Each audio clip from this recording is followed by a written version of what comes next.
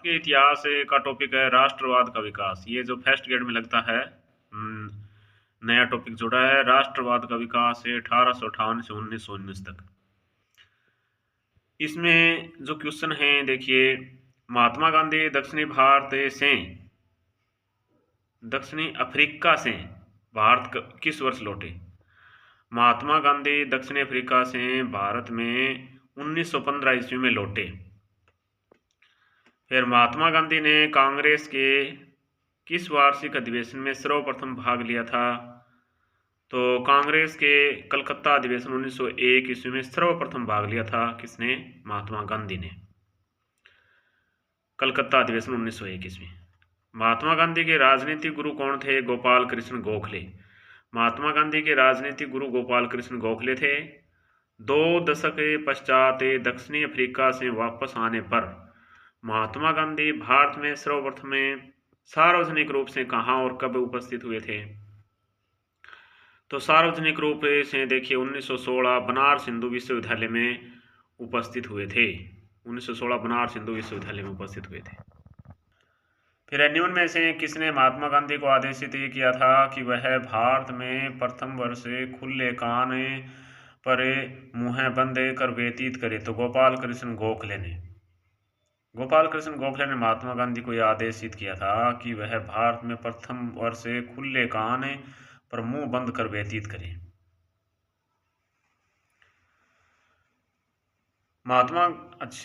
गांधी जी को महात्मा की उपाधि किसने दी थी? तो रविंद्रनाथ टैगोर ने। गांधी जी को महात्मा की उपाधि किसने दी थी? रविंद्रनाथ टैगोर ने। गांधी जी के नाम से पहले महात्मा जोड़ा गया चंपारण सत्याग्रह के दौरान। गांधी जी के नाम से पहले महात्मा जोड़ा गया चंपारण सत्याग्रह के दौरान।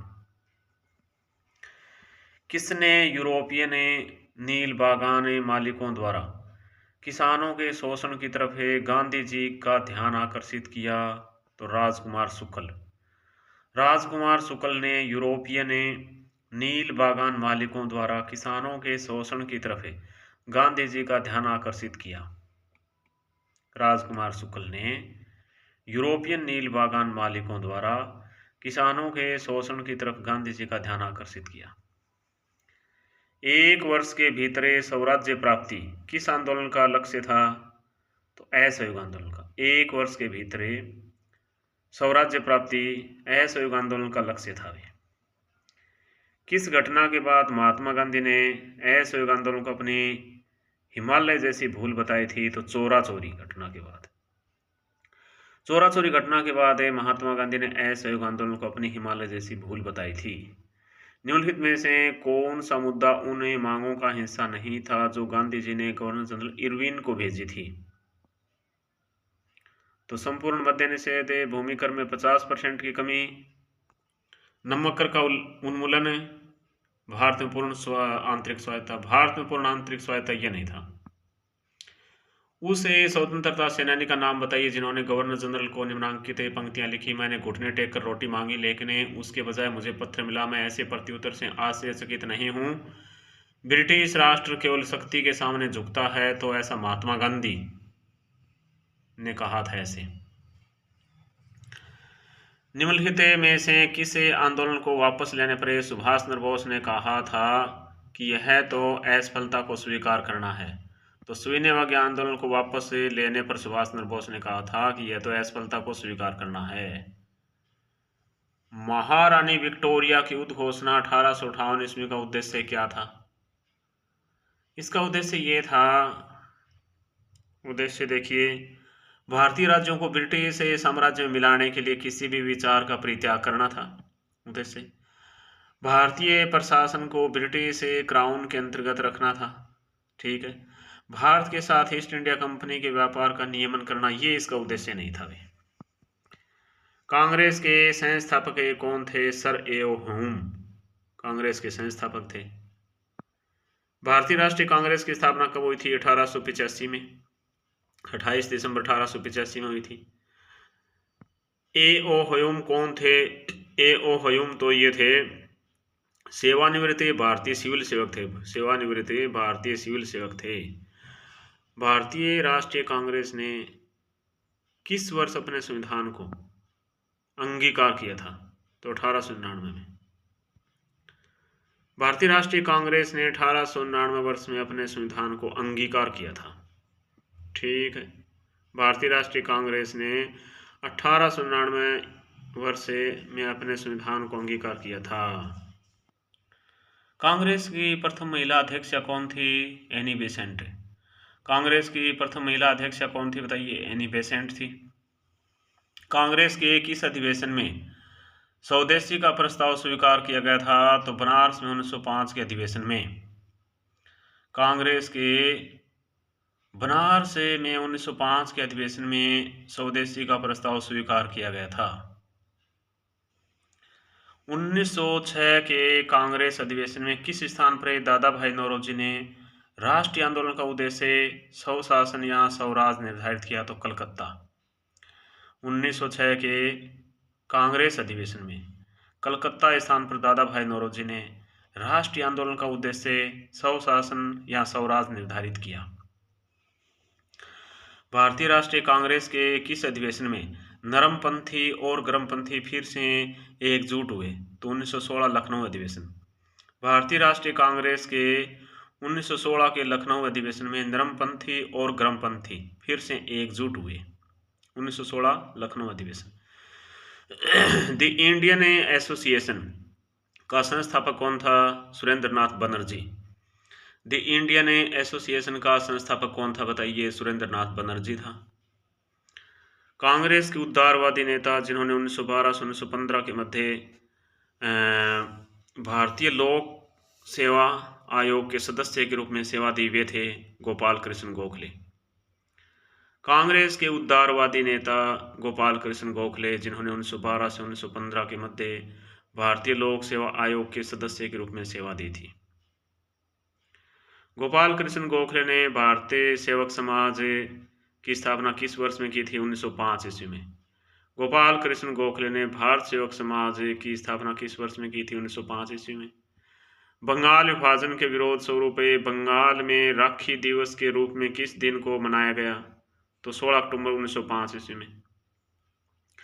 बंगाल विभाजन के विरोध स्वरूप बंगाल में राखी दिवस के रूप में किस दिन को मनाया गया? 16 अक्टूबर 1905। ठीक है। बंगाल विभाजन दिवस को मनाने का सुझाव रविंद्रनाथ टैगोर ने दिया था रक्षाबंधन दिवस के रूप में। बंगाल विभाजन दिवस को मनाने का सुझाव रविंद्रनाथ टैगोर ने दिया था रक्षाबंधन दिवस के रूप में। बंगाल विभाजन दिवस को मनाने का सुझाव रविंद्रनाथ टैगोर ने दिया था रक्षाबंधन दिवस के रूप में। 1885 ईस्वी में स्थापित बॉम्बे प्रेसिडेंसी एसोसिएशन संस्था से संबंधित नहीं है फिरोज शाह मेहता, बदरुद्दीन तैयब जी, के.टी. तेलंग, देवेंद्रनाथ टैगोर। 1885 ईस्वी में स्थापित बॉम्बे प्रेसिडेंसी एसोसिएशन संस्था 1885 ईस्वी में स्थापित बॉम्बे प्रेसिडेंसी एसोसिएशन संस्था से संबंधित नहीं है। तो फिरोज शाह मेहता है, बदरुद्दीन तैयब जी है, के.टी. तेलंग है, देवेंद्रनाथ टैगोर ये नहीं भाई। ठीक है। भारत का राष्ट्रगान जन गण मन के रचयिता कौन है? रविंद्रनाथ टैगोर हैं। भारत का राष्ट्रगान जन गण मन के रचयिता रविंद्रनाथ टैगोर हैं।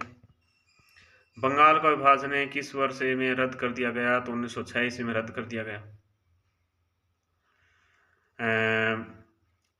सलीमुल्लाह है और आगा खान तृतीय ने किस वर्ष से मुस्लिम लीग का गठन किया था? तो 1916 में। सलीमुल्लाह और आगा खान तृतीय ने 1916 वर्ष में मुस्लिम लीग का गठन किया था। भारत की एक राष्ट्र के रूप में पहचान को दृश्य माध्यम से संबद्ध करने हेतु किस चित्रकार ने सर्वप्रथम भारत माता के चित्र की रचना की थी? तो अवनींद्रनाथ। भारत की एक राष्ट्र के रूप में पहचान को दृश्य माध्यम से संबद्ध करने हेतु अवनींद्रनाथ चित्रकार ने सर्वप्रथम भारत माता के चित्र की रचना की थी। कांग्रेस ने प्रथम बार मुस्लिम समुदाय के लिए पृथक निर्वाचन प्रणाली स्वीकार की वह वर्ष था 1916। कांग्रेस ने प्रथम बार मुस्लिम समुदाय के लिए पृथक निर्वाचन प्रणाली स्वीकार की थी वह वर्ष था 1916। निम्नलिखित व्यक्तियों के विषय में विचार कीजिए देखिए, एनी बेसेंट है, लोकमान्य तिलक है, एनी बेसेंट है, लोकमान्य तिलक है, जवाहरलाल नेहरू है, मोहम्मद अली जिन्ना है। निम्नलिखित व्यक्तियों के विषय में विचार कीजिए। एनी बेसेंट है, लोकमान्य तिलक है, जवाहरलाल नेहरू है, मोहम्मद अली जिन्ना है। उपयुक्त में इन्होंने ओम रूल आंदोलन में भाग लिया था। निम्नलिखित में से ओम रूल मूवमेंट किसने शुरू किया था बताइए? तो एनी बेसेंट और तिलक ने शुरू किया था। ओम रूल आंदोलन चलाने वाली होम रूल लीगों की संख्या थी 2। ओम रूल आंदोलन चलाने वाली होम रूल लीगों की संख्या थी 2। कामागाटा मारू क्या था? कामागाटा मारू तो एक कनाडा की यात्रा पर निकला एक जलपोत था। ब्रिटिश सरकार द्वारा रोलेट एक्ट कब पास किया गया? तो 1919 में। निम्नलिखित में से किसने जलियांवाला बाग नरसंहार के लिए माइकल ओडायर की हत्या की थी? तो उधम सिंह ने की थी। लॉर्ड चेम्सफोर्ड ने हंटर कमेटी की नियुक्ति किस घटना की जांच के लिए की थी? तो बताइए, जलियांवाला बाग नरसंहार के लिए। लॉर्ड चेम्सफोर्ड ने हंटर कमेटी की नियुक्ति किस घटना की जांच के लिए की थी? तो जलियांवाला बाग नरसंहार के लिए की थी। ठीक है।